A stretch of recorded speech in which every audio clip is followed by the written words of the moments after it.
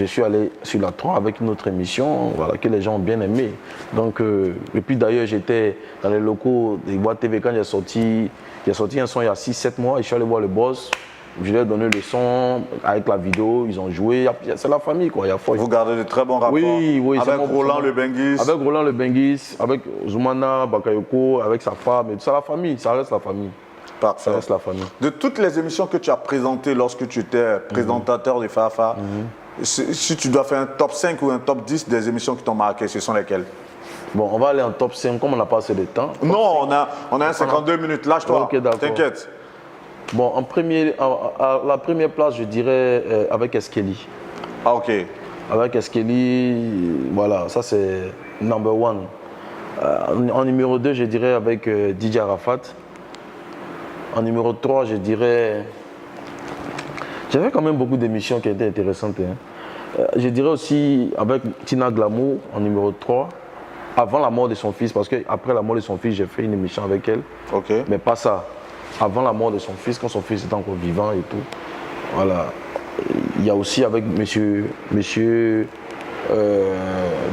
Vincent Tobiri. Ok, numéro 4. Numéro 4. L'ancien préfet d'Abidjan. Voilà, l'ancien préfet d'Abidjan. En numéro 5, je dirais laquelle? En numéro 5,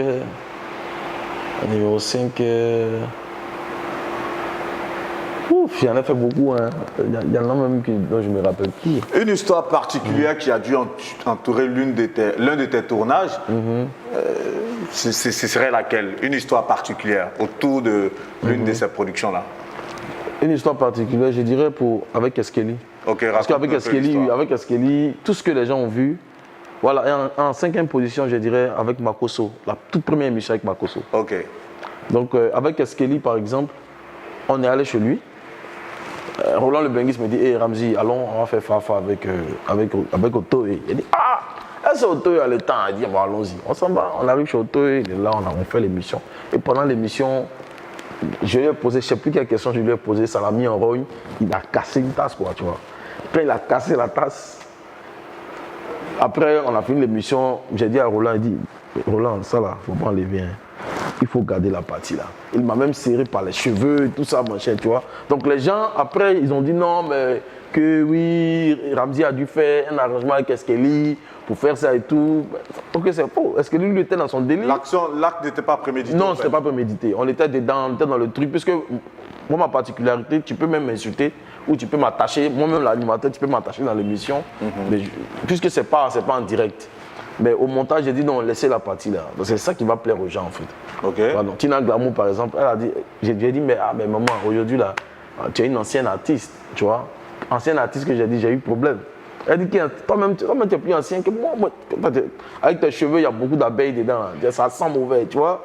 Et c'est tout ça que j'ai gardé. Mais dis d'un artiste que tu es ancien, c'est pas un peu galvaudé, c'est pas un peu. Non, en fait, c'est pas un peu injurieux quelque part, en fait, à la limite. Personnellement, c'est pas peut-être que j'ai pas utilisé le bon mot en fait. Je voulais juste dire que c'est. Quand je parle d'ancien, je parle d'ancien dans le respect en fait, tu vois, non. Je voulais juste dire que c'est une vieille mère et tout. Pourquoi elle ne pouvait pas, on va dire, essayer de prendre d'autres artistes sous son aile pour leur montrer un peu. Puisqu'elle a une très belle voix, elle sait très bien chanter, elle a plusieurs, on va dire, elle chante à plusieurs octaves. Donc elle peut peut-être former certaines artistes et tout. Mais, tu connais la vieille mère, elle a pris ça mal. Tu disais tout à l'heure avec Eskeli, l'acte n'était pas prémédité. Est-ce que dans toutes tes interviews que tu as faites, il n'y avait pas eu une scène où tu t'es entendu avec un invité pour dire, bon, lorsqu'on sera en train de faire l'interview, fais tel truc parce que ça va susciter un buzz? Non. Quand je dis ça, je pense à un gars comme Makosso. Est-ce qu'il t'a pas dit, laisse serment l'école, comme on a vu, un truc de ce genre, non. en toute honnêteté? Non, en toute honnêteté, non. Tu es sûr? Non, parce que tu sais, Makosso, c'est. Non, je veux qu'on soit sincère. Non, sincère. Il n'y a jamais eu d'arrangement sur un plateau où tu as demandé à un invité, voilà, vas-y, crée une scène, tu vas faire un buzz. Non. Parfois, c'est la seule émission qui buzzait toute seule en fait. Il n'y avait pas de calcul en bas en fait. Il n'y a aucune scène qui a été suscitée? Aucune? Non, aucune. Pas dans ma... Pas que... Je m'en souviens pas en fait. Je pense pas. Parfait. Donc ces 5 numéros t'ont marqué forcément. Oui. Et après aujourd'hui, là, tu pars de Fafa, tu te retrouves sur la 3 avec le Before, où tu retrouves l'amour, tes premières amours, celles des platines, forcément. Qu'est-ce que ça fait de savoir que là, on est en train de tutoyer les platines et qu'on n'est plus en train de poser des questions aux gens? Qu'est-ce que ça fait? Oui, c'était vraiment nouveau. Et puis moi, ça m'a plu parce qu'il fallait aussi faire, on va dire, la promotion du DJing. Tu sais, en Côte d'Ivoire, les gens n'ont pas vraiment de respect pour ce métier-là, tu vois, non? Voilà, on peut peut-être, certains DJ qui ont un nom, on les traite avec beaucoup plus de respect que peut-être des DJ qui ne sont pas vraiment connus, tu vois. Alors que tout le monde doit être logé à la même enseigne, tu vois. Donc, en faisant cette émission à la télé et tout, le gars Ramzy est en train d'animer, il chante un peu, il dit un peu le nom des gens, quelqu'un vient faire les atalakou et tout. Pour moi, ça m'a vraiment fait beaucoup de bien, j'ai beaucoup aimé. Ça m'a permis aussi de montrer aux gens que voilà, ce métier-là, sans le DJ, bon, il n'y a pas vraiment de fête, même dans la tristesse, au funérailles.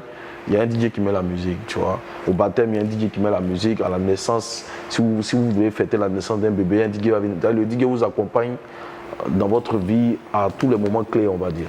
Donc, c'était vraiment très important pour moi. Et puis bon, Dieu merci, ça a été cool, quoi. J'ai du mal à me détacher un peu de la thématique de Fafa, parce qu'il y a une question qui me vient à l'instant à l'idée là.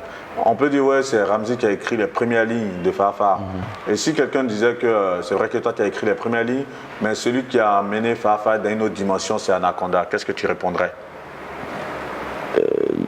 Si quelqu'un dit ça, quoi, je dirais libre à cette personne de penser ça. Libre à cette personne de penser ça. Parce que Anaconda, comme j'ai dit là, il a son style à lui, hein, n'est-ce pas? Il a son style à lui. Moi, c'est vrai que je posais des questions qui piquaient, mais dans la bonne humeur, par exemple. C'est-à-dire que je te fais rire, en même temps, je te pose la question. Mais Anaconda, lui, c'était carrément l'opposé, tu vois. Mais au début, ça a choqué les gens, mais après, les gens ont fini par s'habituer. Quand tu dis l'opposé, c'est quoi? C'est-à-dire, moi, par exemple... Il pose des questions de manière frontale. Voilà, vite fait, j'ai vu un extrait, vite fait. Je ne sais pas s'ils ont prémédité ça entre eux, je ne sais pas. Mais il avait posé une question, par exemple, à la maman Bazé Thérèse, où il a dit, ah, avec les cheveux que tu as, tu fais teinture, tu coupes cheveux, ça c'est les coiffures des vieilles femmes qui cherchent les enfants. Tu me suis un peu? Je te suis très bien. Voilà, donc lui, il a posé ça. Il y a des gens que ça a choqué, tu vois.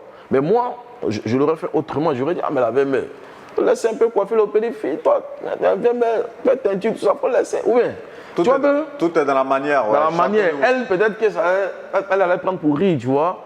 Mais bon, après, je ne sais pas si entre eux, ils se sont entendus et tout, mais je veux dire que si des gens disent qu'Anaconda a envoyé ça dans une autre dimension, mais c'est déjà bon. C'est déjà bon. Tout compte fait, tout le monde sait que c'est Ramzy qui a envoyé cette émission-là à la télévision.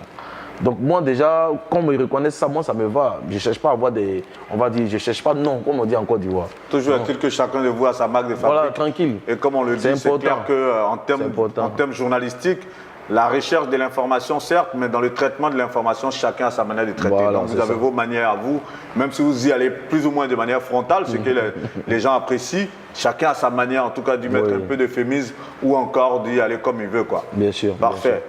Fafa, forcément, ça reste dans ta vie, ça reste quelque chose dans ton CV audiovisuel. Et c'est clair qu'aujourd'hui, même si tu ne régales plus cette production, lorsqu'on verra tu Ramzy, on dira ah les dingueries. Oui, non, Fafa, ça me suit pas.